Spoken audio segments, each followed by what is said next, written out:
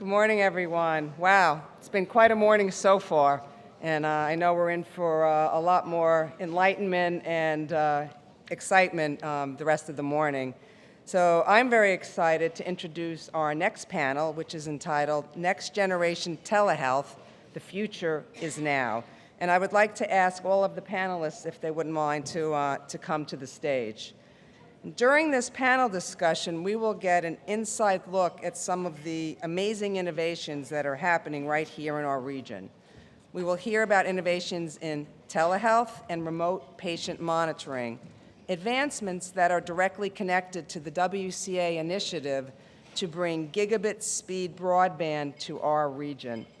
Ultra-fast fiber and wireless networks will give us the capacity and speed to transmit huge amounts of data quickly and efficiently, which is necessary for telehealth, robotic surgery, and for managing and monitoring population health from remote locations. As we look for ways to improve health outcomes and reduce costs that we heard so much from Bea about, the kinds of telehealth initiatives that we're going to hear about now will certainly play a key role. I would like to introduce the moderator of this panel, Kochan, the Chief Operating Officer of US Ignite, who will then introduce the panelists. And just by way of background, US Ignite advances the creation of next-generation applications and services that leverage advanced networking technologies to build the foundation for smart communities, of which healthcare is a key component. Ladies and gentlemen, please welcome Kochan.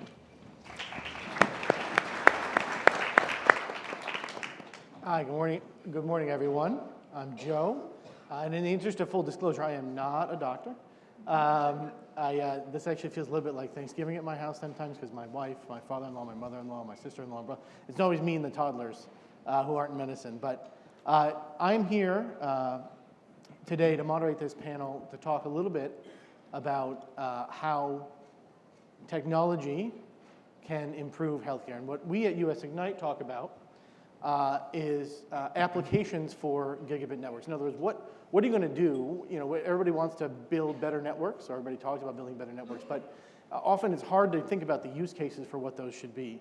And we at US Ignite, our purpose, our main goal as a public-private nonprofit partnership based out of Washington, D.C., our main goal is to explain to folks exactly what benefits you can receive with an advanced network. And one of the key components there, obviously, is improved healthcare. So what we as an organization do is we help to tell the story about what advanced networks are, and then it's not just the internet, and that getting more internet or a little bit more bandwidth from your cable provider is not the solution here. What we're talking about is a revolution that can be powered, smarter cities that can be powered with an underlying infrastructure improvement of more advanced networking. And we help tell that story. We help catalyze the creation of those applications. So we serve as a clearinghouse. We gather money and resources from companies and from the federal government and from academic institutions. And then we plant seed projects across the country in places where they have these advanced networks with the idea of challenging people to understand what this demonstration may mean and how we can extend that demonstration to further. When we go to a community and ask them, okay, you've got this advanced network, what would you like to do with it? Over the top two application areas that are always cited are healthcare and education. And I had a colleague who put that really well because she used to say, you know, it's the overwhelming demand in those areas for access to world-class expertise. That's what everybody wants. Everybody wants the best teachers, and everybody wants the best doctors. And technology can help enable, can help close distances and close time gaps and help enable more people to have access to more experts. We run a program called the Smart Gigabit Communities Program that connects over 20 smart and connected communities across the country. These are communities that have built advanced networks, gigabit networks in some cases. A private provider has built them, Google Fiber or Verizon or Comcast or Cox, or in some cases the community has built a network themselves.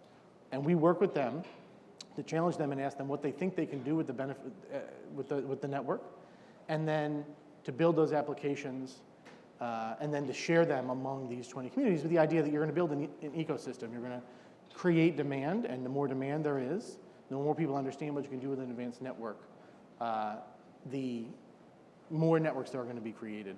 And telehealth is an extremely important part of that, healthcare in general, telehealth in particular. I brought with me an example, one example, a short video, one example of a application that was built, a healthcare application that was built that'll maybe help tell you a little bit more about what we do. And why don't you go ahead and play that video?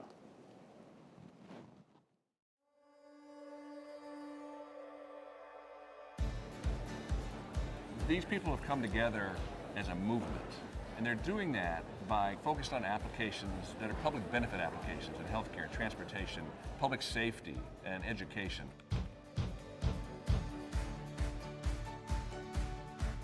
The National Science Foundation has supported the US Ignite Application Summit because it's an opportunity to bring together our academic researchers with community stakeholders. And in order to implement the kind of technology that we have here, we had to have ultra-fast, low-latency transactions to do that real-time, back-and-forth communication. One of the big themes for this year's Application Summit in particular is that smart and connected communities, smart cities, they rely 100% on advanced networks.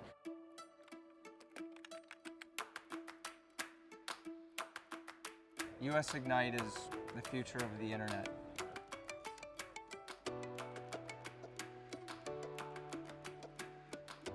Our goal with the US Ignite program was to begin to leverage the islands of advanced networks. The idea was to break that fundamental deadlock that we were witnessing in advanced broadband and gigabit speeds and to really showcase the power of these networks. Processing power is a massive unutilized resource. With the help of US Ignite or 1 million downloads of our app, we'll be the fastest supercomputer on the planet and focusing it on researchers to solve problems for cancer. We at US Ignite believe that an advanced networking infrastructure is the foundation that a community needs, with all the organizations working together with the new technology to make a big change in their community. We're all trying to work together to use the internet better. We're just trying to make people happy with technology, and we can't lose sight of that goal.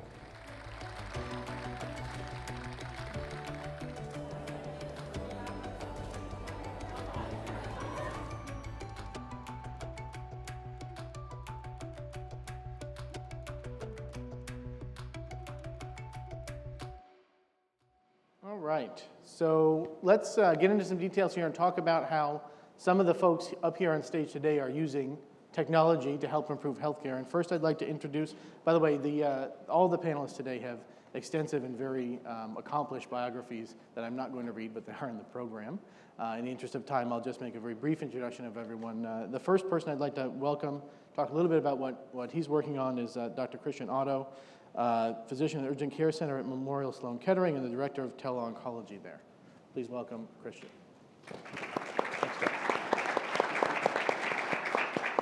Good morning, everyone, and welcome. It's a pleasure to be here. As Joe said, I'm currently the director of tele-oncology at Memorial Sloan Kettering Cancer Center, and over the next couple minutes, I'd just like to give you a sense for some of the exciting things that are occurring in telemedicine in oncology. As I'm sure many of you know, Memorial Sloan Kettering is the oldest and largest hospital in the world devoted solely to the research and treatment of cancer. There are over 1,200 physicians and scientists, over 2,500 nurses. There's nearly 19,000 new patients annually, and over 600,000 annual MD visits with patients each year. So clearly telehealth could make a significant impact. We have 15 locations spread across the Upper East Side and Midtown Manhattan, with the new 74th Street outpatient facility due to come online in just under 2 years. And an ever-growing regional network with 7 sites now, 3 on Long Island, 1 right here in Westchester, West Harrison, and 3 in New Jersey, Bergen, Basking Ridge, and Monmouth. And this is to serve the ever-growing oncology population in the region. And there's a need to project subspecialist oncology expertise to those sites due to the challenges of staffing them with all the specialties. Just a brief moment on the cancer patient's illness burden, and I'm sure all of us have been touched by cancer in one way or another in this room, so it'll come as no surprise that this is a life-threatening illness. And when you consider some of the challenges that patients or families face, they're quite daunting. They're undergoing drugs, receiving drugs and therapies with profound side effects. There's frequent travel for diagnostic imaging procedures, biopsies, chemotherapy infusions, follow-up visits, treatments for side effects. This is an exhausting experience, as I'm sure many of you are aware, having had loved ones suffer from this disease. We have some patients who travel 2 to 4 hours a day into Manhattan back and forth to undergo treatments, oftentimes taking the entire day. And I have to ask, as a physician, what's the impact of this on them? That, there's very advanced treatments, some of the most advanced in the world, but can we improve that process somewhat for them, that recovery? And I'd like to submit that telemedicine can reduce the burdens that these patients face. And I'd actually like to share with you some data that I think it can, and it in fact may improve survival. So our vision is to apply telemedicine across the spectrum of cancer care, from precision prevention, detection and diagnosis, treatment and rehabilitation, palliative care. We have an ongoing pilot right now, in fact, in palliative care, and survivorship and surveillance. We have a number of ongoing tele-oncology initiatives. These are the ones that we have ongoing. I think our list of what we plan to roll out is twice the length of this. We have inpatient televisits. You've seen how spread out the services are across Manhattan, so it's sometimes difficult for physicians, if they're in Midtown, to see patients as frequently as they might like. Imagine if they could beam in and see their physician or see their patient and have a chat with them in addition to the visits they would do in person. We have a fall prevention program. This has decreased falls over 75%, and it's saving thousands of dollars in sitter costs. We have post-op follow-up where physicians can see the patients in the room via telehealth.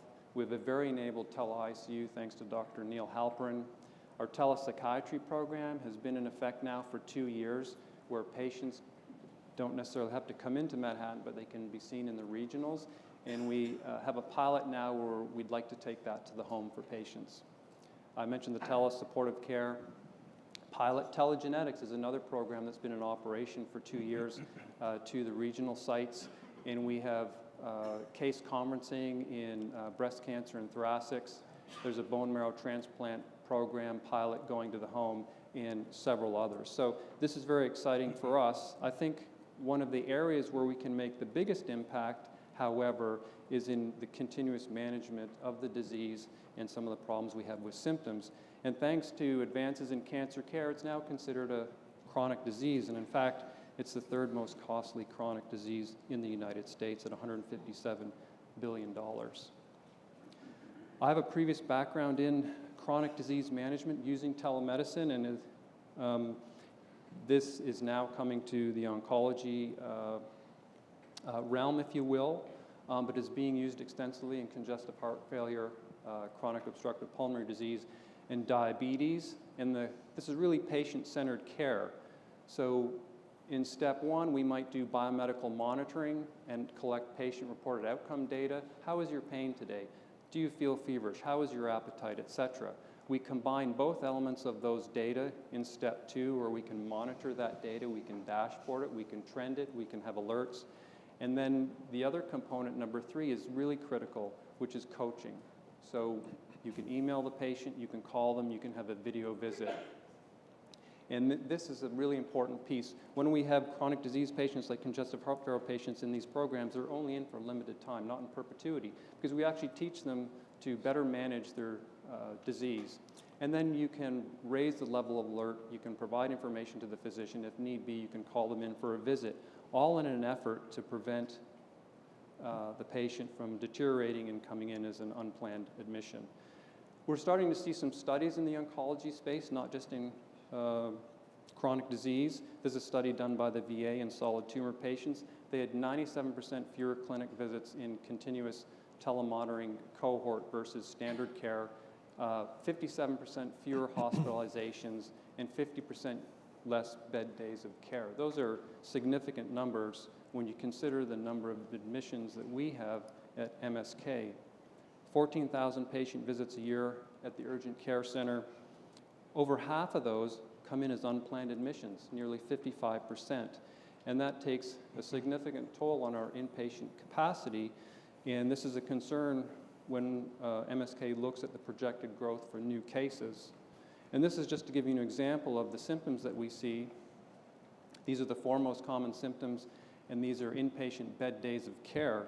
So these are unplanned admissions, and there are over 9,231 days of admissions in 2015.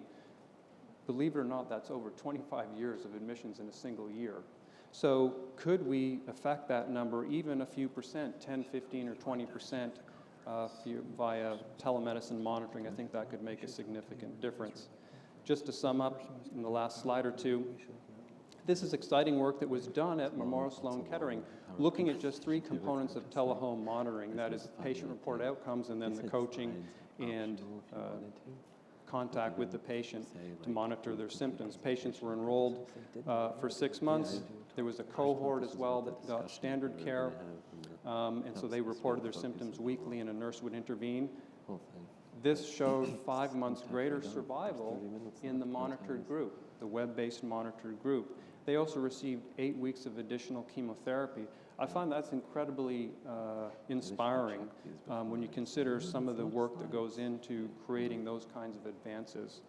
And there was an improvement in quality of life and a 7% drop in urgent care visits. I think we can significantly improve those numbers by adding the other components of telehome care. So imagine, if you will, a monitoring center to follow large cohorts of patients. Patients would be enabled at home using their own technology with some additional medical technology to follow some of the biomedical parameters.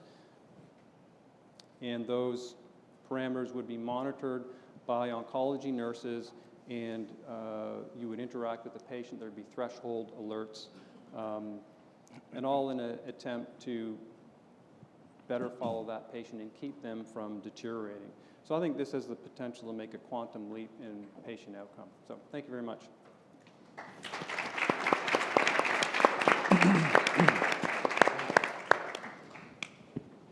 Thanks, Dr. Otto. I'd like to now introduce, and if you want, you can stay in the seat if you know the slides, whatever you'd like to do, Dr. Zsolt Kulcsar, who's a rheumatologist leading the telemedicine efforts at the White Plains Hospital, and who's actually also partnered with another one of our panelists, Dr. Virk, here at MediSprout. Zsolt? Yep. So, hello, everyone. My name is Zsolt. It's like a bolt of lightning with a Z. I've had to say that to everyone since kindergarten. That's what happens when you have a quirky Hungarian name and are born in Transylvania. You are all safe. It's not dark yet. So, my journey started. I am a clinician. I am a rheumatologist. I work for White Plains Hospital's multi-specialty clinic. And during my training up at Dartmouth-Hitchcock, they were utilizing telemedicine. We were managing patients 2 hours away, up north in New Hampshire, and then later down south in Vermont, in both directions, large clinics. And I really became fascinated with this technology and what was happening there. And I went on to do a public health degree at the Dartmouth Institute, where they beat it in your head that you have to do clinical outcomes research in healthcare. And really, they are the leaders in studying healthcare outcomes. So with my new tools, I came back to the department and I said, we have to look at what we're doing in telerheumatology and improve it. And that's, I think, what we really did. We sought a 2-year quality improvement project. We published our work, and later got attention, got invited to our national meetings in rheumatology and both telemedicine meetings to present our work. It was exciting, and it was good stuff. So, I think about the title here this morning, and the future is now. How do we know the future is now? Because I still run into a lot of skeptics when we talk about telemedicine. I could tell you the future is here now because the panelists here, we have somebody who's providing the future technology, and we have 2 people here. I think oncologists and rheumatologists, we take pride in taking care of some of the sickest patients, and more importantly, we manage some of the most high-risk medications that you can give in medicine. They're immune therapies and they're chemotherapies, some for cancer and some for autoimmune diseases. I think if you can prove that you do this safely through technology, the future is here now. So I came down to New York I was an internist at White Plains Hospital, and now I came back in a different capacity. And I went to leadership and I told them, we have to do telemedicine. The future is here now. Let's get cracking. And after a while, they really started listening. And so we embarked and we are working on really our initiatives at White Plains Hospital and in the region. We partnered with MediSprout, and Dr. Virk, I didn't even know will be on the panel, but we are using his platform for our pilot studies. And it's been a great synergy. We really have a same mission in taking care of our patients locally. These are our neighbors. You know, our patients are not traveling very far. We go to the park with them, their kids play with us, and we want to get into their homes and bring our technology and our medical expertise to them. And MediSprout has been able to help us do that. Some of the pilot programs we have planned right now are a couple. And we partnered with one of our community multi-specialty groups, WestMed, who is here, and their oncology GYN surgeon, who is the robotics director. We thought, why don't we couple technology with another technology and be able to go into the home of women who are looking for second, third opinion before they go in to get surgery for complex surgeries and gynecologic cancers.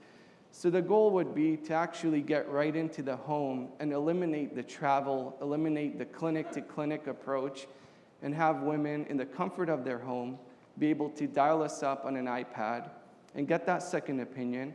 And more importantly, what I realized is, while I was in New Hampshire, people didn't want to travel the 2 hours, but in New York, people don't want to waste the time off from work to come to our clinic.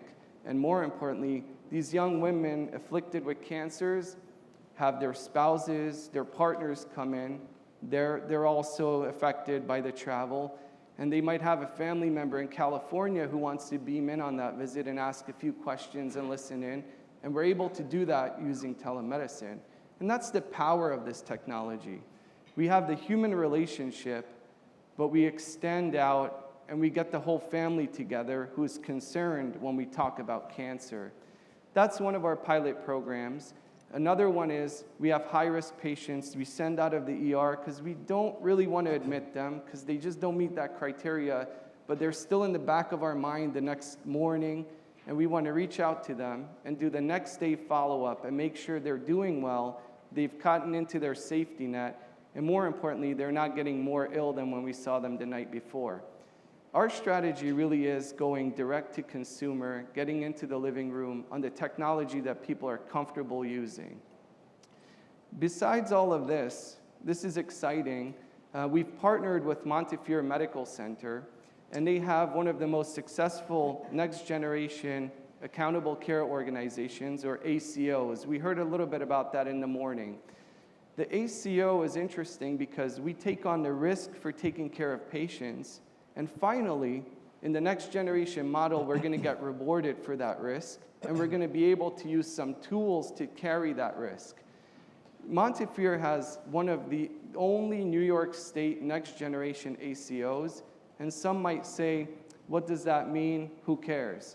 It actually matters quite a bit because we are applying for a waiver to eliminate the rural restrictions for telehealth. And now we will be able to see Medicare patients bill and get reimbursed, which has been one of the major barriers for telemedicine entry really across the country. So I think we are very excited about the opportunities at hand, and I think we have a great partner. I am involved in the Montefiore Telehealth Committee, and it's interesting to see how a large system approaches telemedicine. They've put out a white paper that we've helped kind of put guidance into. And then it's also interesting to see how a small, nimble organization like White Plains Hospital is able to get right into the community, right into the patient's home. So I thank you for inviting me, and I hope to have a robust conversation about what we're doing at White Plains. Thank you. Thank you. I'd now like to introduce Dr. Corey Skurlock, anesthesiologist and critical care specialist, also the medical director of Westchester Health Network's the eHealth Center. Thank you. Thanks. So I thought I'd talk a little bit about the program that we're doing and a little bit of the history of how I got there. So I'm originally from Texas. I'm an anesthesiologist by training. In 2004, I left Texas to pursue a critical care fellowship at Harvard. And then when I moved down from Boston to New York City in 2005 to run one of the ICUs at Mount Sinai in Manhattan. During my time there, I got very interested in operational data inside hospitals, what made them run well. And I went on the weekends and pursued an MBA at Cornell. In 2011, after finishing my MBA, I got very interested in telemedicine. And that started when I went to look at a tele-ICU company that was based out of St. Louis, that was small at the time. They asked me to be the medical director there, but I did not want to move to St. Louis, nor did my wife, more importantly. And so, I kept in conversation with them, and the company grew a little bit more, and in 2011, I built a Manhattan arm of their company. And through a leadership gap in the company, I became very quickly the national medical director, so all the physicians and PAs and nurse practitioners reported into me. We experienced a very large growth pattern from 2011 to 2015. In 2011, we were a small company, under 20 million in revenue, running a negative EBIT or EBITDA. We had about 7 to 8 hospitals. By 2015, we had over 70 hospitals across 23 states. We had built monitoring centers in St. Louis, Manhattan, Honolulu, Israel, India, Orange County, Houston, and still we did not have enough physicians to meet demand. In 2015, I left that position to build a department of telehealth at Westchester. I'd always been interested in tele-ICU, but what I was pushing our board at our company was for other aspects of telemedicine. So in 2015, I left to build a department of telemedicine at Westchester. We started with tele-ICU. I say we have our tele-ICU about now for about 2 years. We see approximately 100 patients a day. In terms of best practices for that ICU, I think I showed some slides last year where we were starting to move best practices towards uniformity, for those of you who saw it. Now I can safely say we have not missed a best practice across any of our ICUs since May of 2016. We run data every day to make sure that we're not doing that. If we were to miss it, we would do a root cause analysis. When we are compared to other tele-ICUs around the country, we are number 2 in the nation at this point. That's very unlikely, or it's a very quick maneuver for such an immature program. We've only been up 2 years. We're being compared to places that have been up 10 years. We've also built a tele-stroke program. Our average response time from when a patient hits the ER until they're seen by a stroke neurologist through telemedicine is 12 minutes.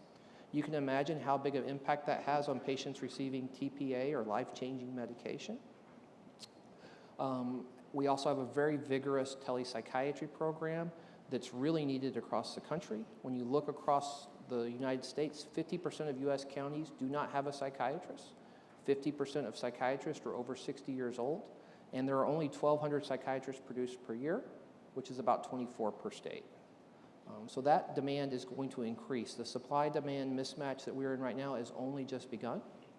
We also have a vigorous tele-ambulance program in which our burn doctors, our trauma doctors, our neonatologists, and our pediatricians can see patients in ambulances that we own. In the next year, we hope to build what we call a logistics center, which would be a way of managing patients from before they get to the hospital all the way through their hospital course and in the post-acute period as well. We really see our impact being one to create an analytics engine for the hospital because telemedicine gives you great operational data. Everything gets time-stamped. You know exactly when patients are being intervened on and how frequently. We can take care of the patients in transport. We can fill in gaps while they're in the hospital, and then we can be involved post-discharge. So we really see our role in that is managing the patient throughout their continuum of care.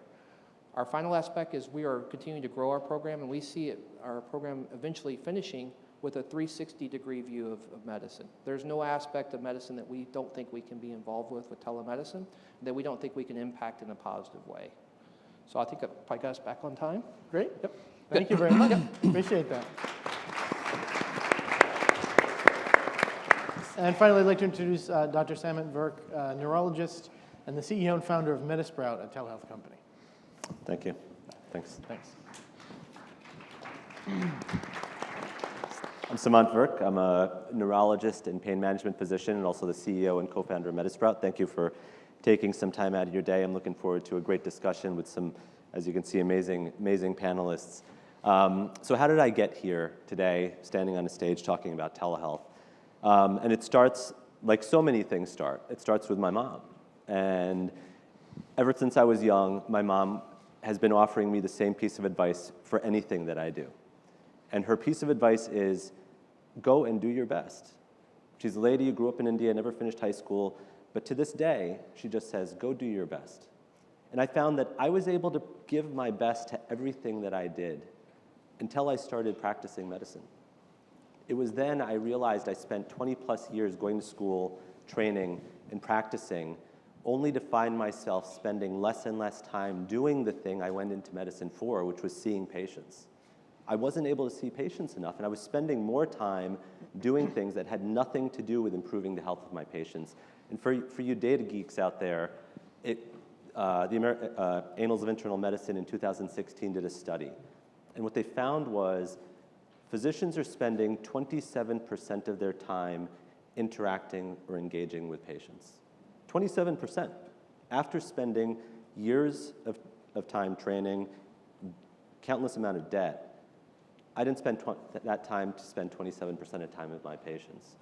I expected when I went into medicine, I would have autonomy in the way that I wanted to spend my time. I expected that I would be able to give my best to helping my patients improve their medical care. I expected that my judgment and my education would be respected and valued and not second-guessed by bureaucrats who've never sat in an exam room before. So the bottom line was I was very disappointed by my inability to affect the change in my patients' lives that I wanted to. I knew I had more to offer, and I wasn't going to settle for 27%. So this is where telehealth comes in.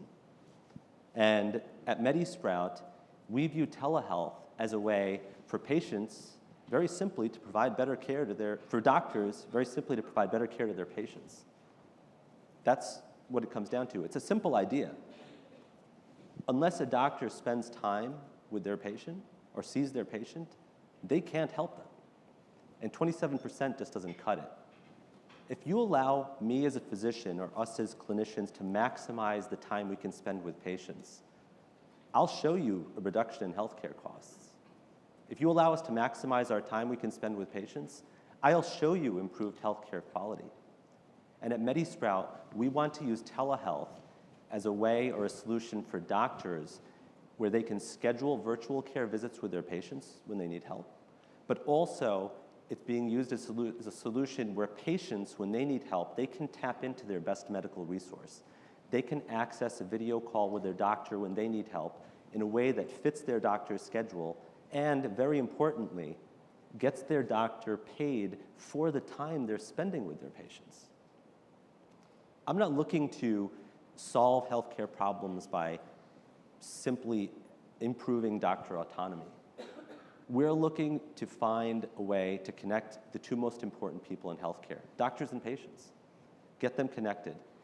And we think at MediSprout, using telehealth to do that is a great starting point to getting healthcare back to where it matters. Looking forward to a great discussion today. Thank you for having me. Thanks. Well, great. Thank you, Dr. Virk. Thank you, all of you, for your insights.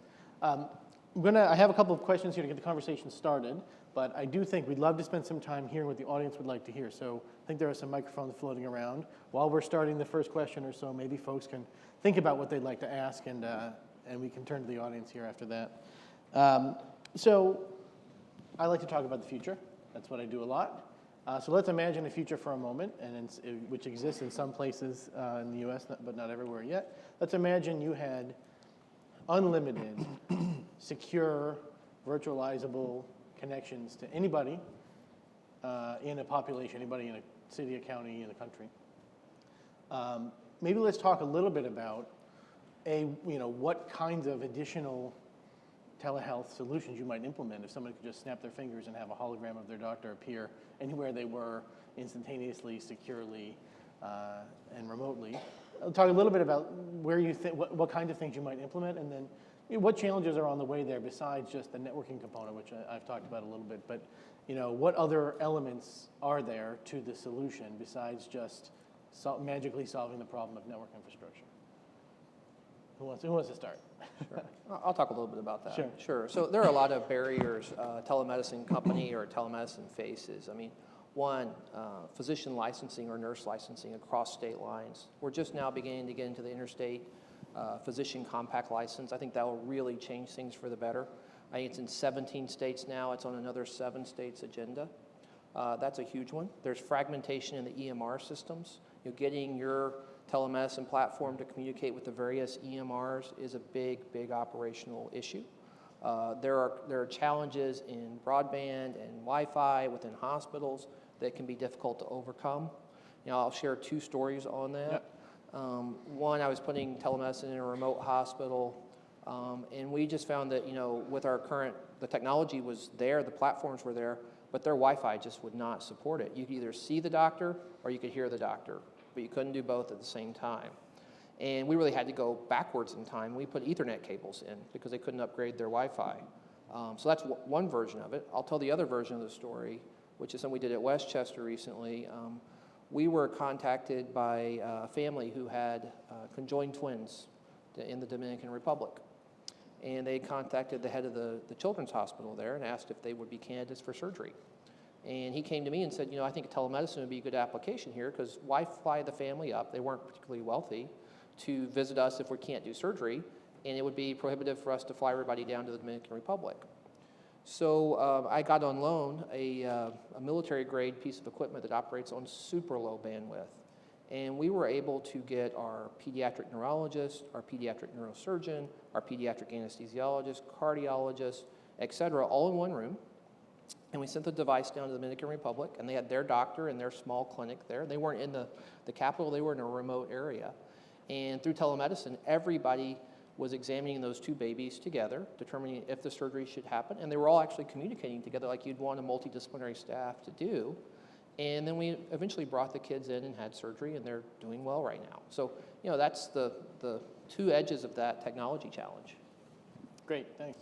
As far as technology challenge, we too kind of went through our growing pains. I remember Dartmouth Hitchcock. We spent 3 to 4 months gearing up to launch telerheumatology. We get down to the remote center 2 hours away, and no one knows the password to the Wi-Fi. Patient sitting there, doctor in the remote center sitting there, and we can't get the 2 connected. So we all have these stories. Yeah. And I think another challenge that we find is it's already hard to get clinicians to learn one EMR. Now you have another app that they have to learn. And then there's the mobile version, there's the desktop version. And what we see is clinicians, after 2-3 clicks, just give up. So it has to be easier. Yeah. It has to integrate much easier. And that's where the challenge is at this point. It's interesting. One of the things we talk about at US Ignite is that people equate the network and the internet. And they say, well, the Wi-Fi in my house is good or bad and is good enough.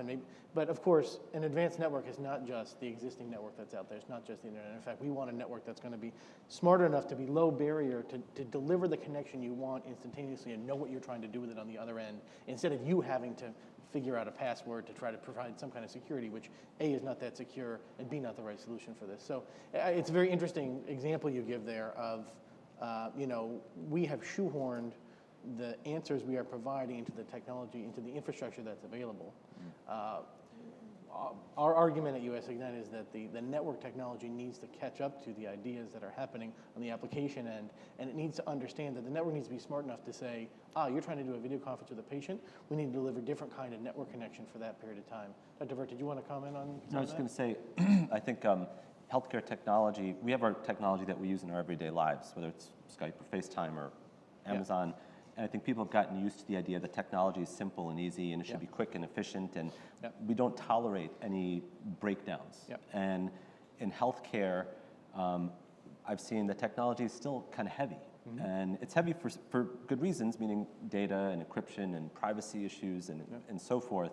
But we have to step up to that challenge. We have to say, we expect more from our technology to meet the demands that everyone expects when they're doing regular stuff during their day.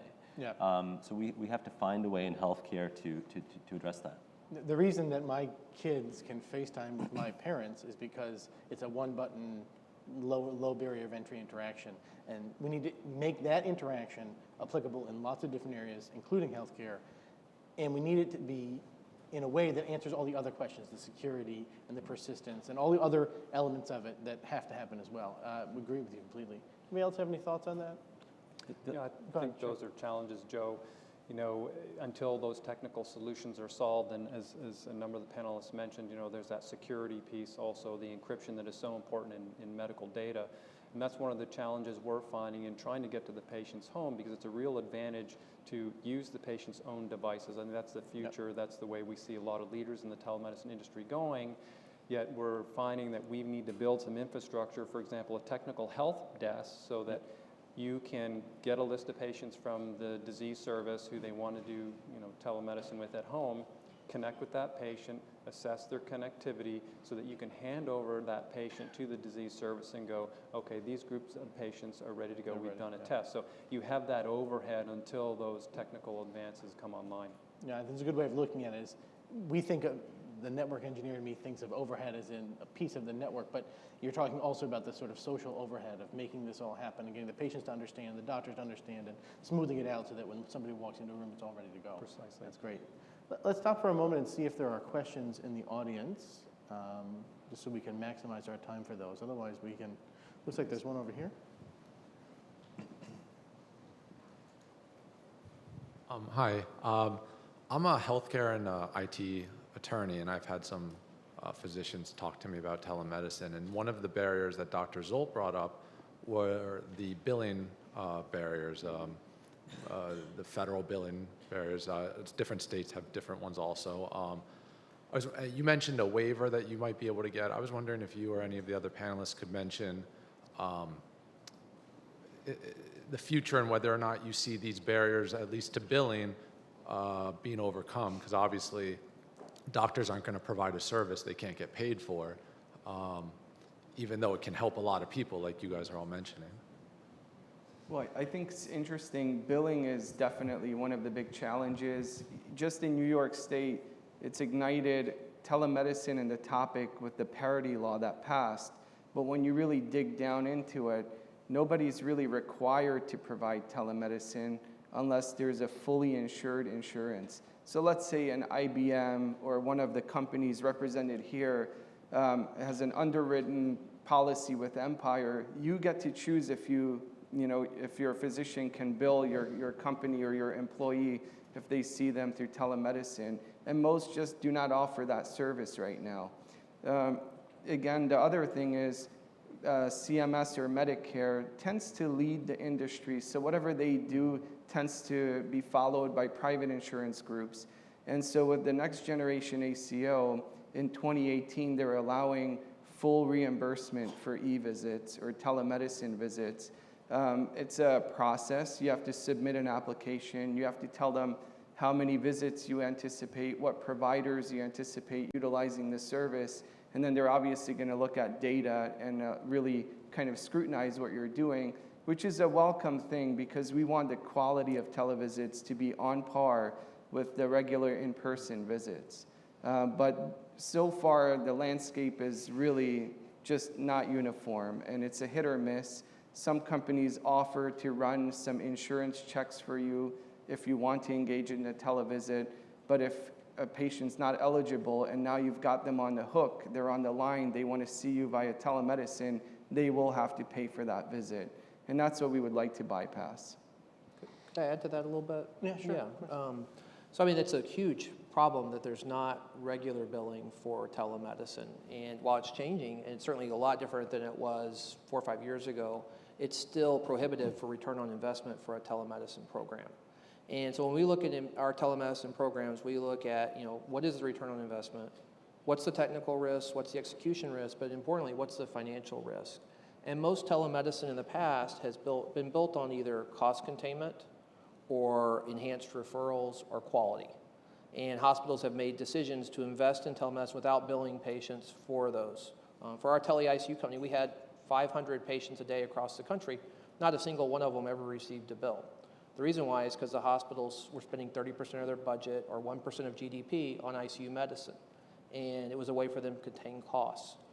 If that regulatory framework changes and billing opens up like it's beginning to do, then it's a new field, and it really will mean a lot to patients. Right now, it's, a lot of the billing is limited to very, very distant geographic areas for certain fields. And what's also important is that you may have telepsychiatry billing that's totally different than teleneonatology billing or for telemedicine. And so they need a universal plan across the country on how we bill telemedicine and what's the return. And once that's implemented, then it's an industry that will change a lot. That's great. And it's interesting when I talk to folks about advanced networking, a lot of people think that telecom is a technology business because it's involved in telecom. And I always tell people, telecom is largely a real estate and a financial and a regulatory business. It is not a lot to do with brand new technology. And in fact, I would love to see a world where the business model for deploying advanced networks, which would get more people more of these services, has been flipped such that society understands and people understand, and various sectors of the economy understand the money that could be saved by investing in the underlying technology and telecom infrastructure, such that, for instance, if it kept me off the streets and in traffic and out of hospitals and emergency rooms, would my insurance company help subsidize the cost of the actual network, my broadband connection, for instance, and my advanced broadband connection? And it seems like a crazy notion at the moment, but on the other hand, you make this a point about sort of offsetting huge cost centers, right? If you could pay $50 a month to have me have a better network in my house, it might be worth $50 a day to keep me out of the emergency room. And those are the kind of trade-offs that we have to make, and it's very hard because the money is in such different places, public places, private places, but we have to find a way to rationalize the sort of business model of this. And it involves insurance companies, it involves regulators, it involves the telecom companies. It's a pretty complex thing to unwind. Joe, I think that data is slow to permeate the industry because we're seeing that now in the chronic disease space. I can give you an example. The province of Ontario invests now $5 million a year to follow 5,000 congestive heart failure patients, and their return on investment is 7 to 1. So they actually save the healthcare system $35 million a year. We're seeing more and more studies like this come out of the chronic disease space. So hopefully over time, and my sense is here in the United States, CMS is paying attention to this because I think they realize the value, and that's a very intriguing proposition that, perhaps some of these monies could be used to advocate for payment for infrastructure. Yeah, and I get this, there's this debate that goes on in telecom about, public versus private, and people are starting to say things like, well, your internet is a utility, right? I need it like I need water, I need electricity. Sometimes I make the argument that my internet, your internet service may be more like a public good, like a sewer system, which is that selfishly, I care that my neighbor has a sewer. Like, I don't want you emptying pots of things out into my backyard. I don't want you driving on the road and sitting in the emergency room if that's taking time away from me in traffic and money away from the healthcare system. And that's in some ways, if we get people thinking like that it is offsetting a real and very expensive cost somewhere else, maybe that's how you start to begin to encourage people to think differently about it. Are there other questions in the room? As a still practicing physician, my question is how is the industry dealing with the dirty word of malpractice? That one I can't take. Go ahead. I'll take it. Go ahead. It's a quick answer. There are, most malpractice insurers are covering for telemedicine. If it's not in your existing coverage, usually there's a small rider that is, I can't give you a number offhand, but I know it's extremely cost effective because the data that has been available in terms of malpractice claims based on telehealth appointments has been negligible, meaning nobody's really created any lawsuits based on poor communication over telehealth. So it's very cost effective from a malpractice standpoint, and most medical insurers recognize that clinicians are looking for it. And I'll add to that a little bit. If you look at Banner, Banner's a large healthcare system in the Southwest that implemented a tele-ICU program across about 500 ICU beds. And they looked at ICU-specific malpractice claims for 5 years before and for 5 years after, and they compared them. So ICU-specific claims dropped 45%, and ICU-specific payouts dropped from 50 million to less than 1 million. Telemedicine in general serves needs and has reminding systems and things that help address best practices. and reduces litigation risk. Actually, I'm authoring something right now with someone from Emory, and the title of the article is called The End of Risk with Telemedicine. If you look, I think to add to that, was CMS just put out a study with Emory's telemedicine program in which they found the average amount of cost savings each time the tele-ICU touched a patient was about $5,000, and I think over a year and a half, they saved something like $10 million for CMS alone. Wow. So there will be changes, I think, coming. Wow, that's great. Other questions from the audience? Yeah. Hi, I'm Keith Safian. Corey, you mentioned the Physician Compact, which permits a physician who's licensed in one state to do telemedicine treatments to a patient in a different state. Right. Does New York participate, and should the business leaders in the room press their legislators to help move that agenda forward? Because to me, it's the only efficient way to use limited healthcare resources by getting rid of these state barriers when telemedicine can be interstate and international. Great question, Mr. Safian. So New York does not participate in Compact. There are not many states in the Northeast that do. I hope that changes. That would be a huge change for telemedicine. It would be a huge change for a lot of things. Just to give you an idea of the cost that we were paying, so we had 23 states. We were paying about $30,000 per physician just in licensing and credentialing fees.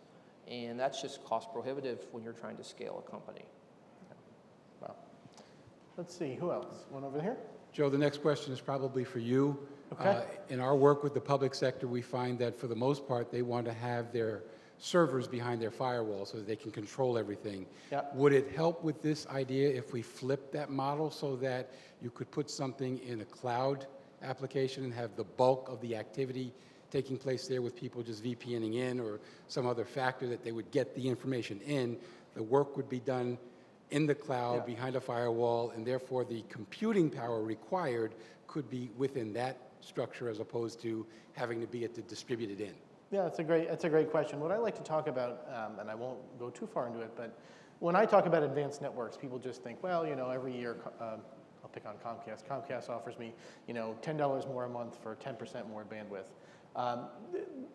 We're talking about entirely different network solutions outside of what people experience today with the internet. And so imagine for a moment a network that was smart enough to understand that when you went to go engage in a telehealth visit with your physician, it literally changed the virtualized network, changed the network connection that you got, such that you weren't taking the internet, which is fundamentally unsecure because of its very design, and trying to layer security protocols over the top of it, for instance. So firewalls are a good example. But instead, what if at that moment you pushed a button to have the teleconference with your nurse or physician or whatever, and it delivered a totally new kind of network connection to you, one that was not IP-based, and therefore had inherent other security built right in. Delivering those network connections today, you can call up a telecom provider and get that kind of a network connection. It's extraordinarily expensive. It takes special construction, and it might take months to get to your house. But the technology exists today to deliver that network connection virtually if we had an advanced network, such that you could have it for 10 or 15 minutes just for the duration of your visit.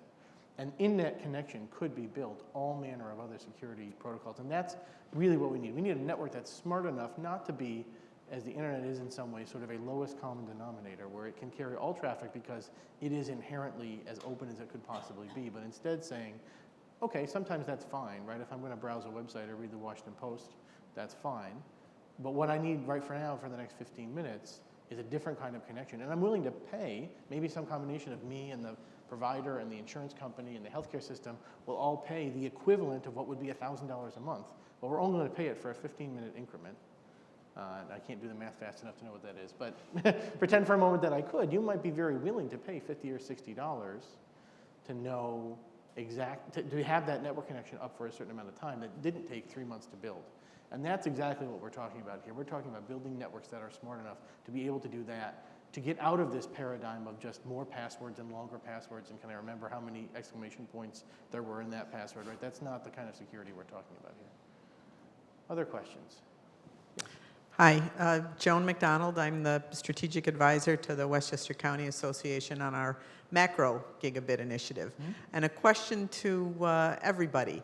We've been focusing today on the sick. We've been focusing on how to change the discussion.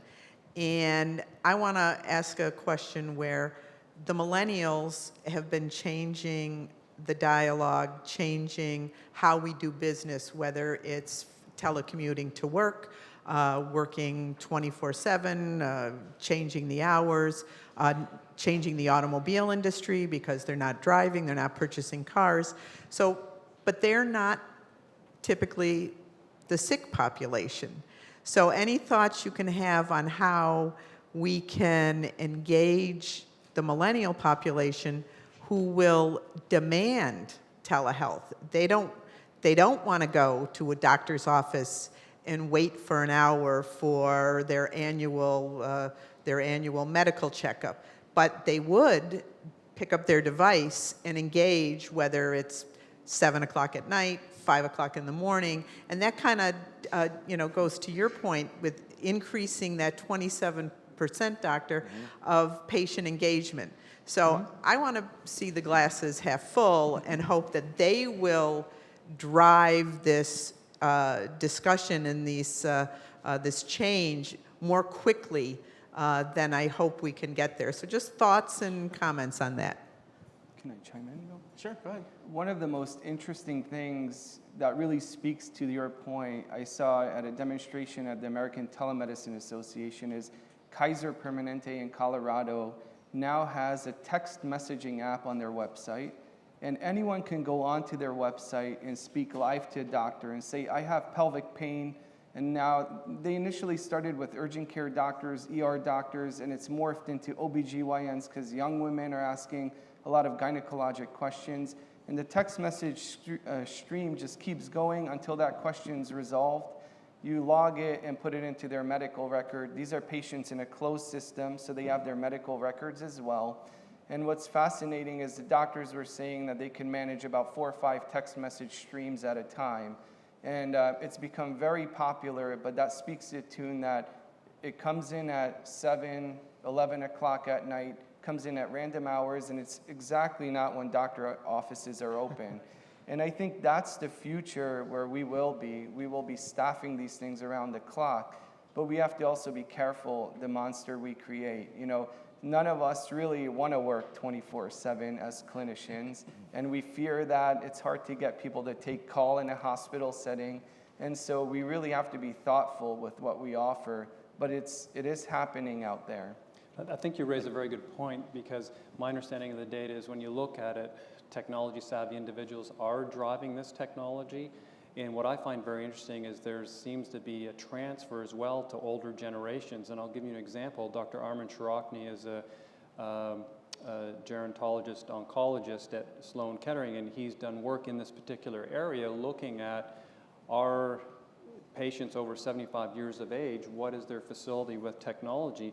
And it's much higher than we anticipate, because I think, they have grandchildren and so on, and these devices are so pervasive in our society, we can't get away from them. I'll bet everyone has a personal device with them here today. My 2-year-old is already, using the device to watch YouTube, and my 5-year-old, who turns 5 this week, is sending text messages. It's staggering. So again, I do see a transfer, and I think this is a good thing as this, permeates healthcare. I think that we're seeing consumer-based economics now is being driven by younger generations. They want these things done more easily. So we've adapted to that by allowing doctors' offices through our app for their patients to request care. Because younger patients aren't looking for follow-up visits. They want help when they need it, right? Oh, I need help right now. How do I access my doctor? If you can do that through your phone or through your device, we believe that's what they're looking for. So we're creating that kind of solution for doctors' offices to use, so your regular doctor's office can actually have a consumer-facing side to their practice. Yeah. I'm not sure, maybe we're on the very edge of millennial, but my wife and I have this argument all the time, because she, being a physician, understands very much the reasons why there's delays and the reason why things happen the way they do. And I, on the other hand, pay to belong to a medical practice, a fee a year that is technology enabled, because I cannot stand that you walk in the doctor's office and they hand you a clipboard to fill out the same thing I filled out the last time. I gotta get the insurance card out, and et cetera, versus now, right, I could have done this at home on my computer late at night, and she sees the reason now, but she just understands that's part of the process. And I, as a technologist, say, this is crazy. There's no reason for me to be holding my 2-year-old with one hand who's coughing and sick and trying to write on a clipboard and look at my insurance card in the other hand when you already had this damn information last week when I was in here. So anyway, I think it's very interesting. I think we'll take just one more question if we have one. Yes, hi. So this question I think is a little bit targeted toward Dr. Otto, but anybody else can weigh in. I noticed from your bio that you have some experience with telemedicine. I believe it was both with NASA in space and in South Pole. And I was curious. Does that mean that basically globally we can connect with? And I know you were talking about some experience, Corey, in Dominican Republic. Is there any limit as to how far and wide some of these telehealth applications can be used? The short answer is no. You're right. I mean, we have a telemedicine program to the USNR stations, to South Pole. For the last 7 years I was at NASA. We're collecting medical data from astronauts on board the space station. I think where there's a need, there's a desire, often one begets the other. I think those are examples of if you can conduct telemedicine in those areas or regions, why can't we do it anywhere? I think you take that away as we should do it anywhere. So, well, great. Please join me in thanking this panel today for the conversation. Thank you all very much.